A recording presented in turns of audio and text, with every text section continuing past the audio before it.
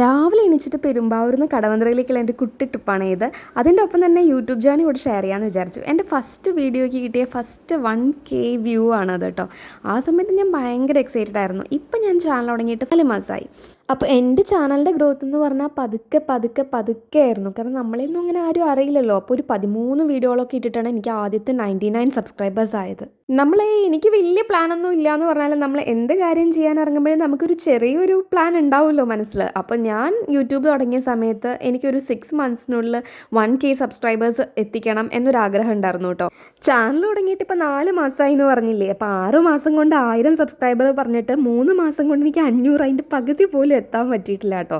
പക്ഷെ നമുക്ക് കുഴപ്പമില്ല, എല്ലാം സെറ്റാക്കാം. അങ്ങനെയുള്ളൊരു ലൈനിലാണ് ഞാൻ ഈ ഇയർ സ്റ്റാർട്ട് ചെയ്തത് കേട്ടോ. എൻ്റെ ന്യൂ ഇയർ റെസൊല്യൂഷനും അതാണ്.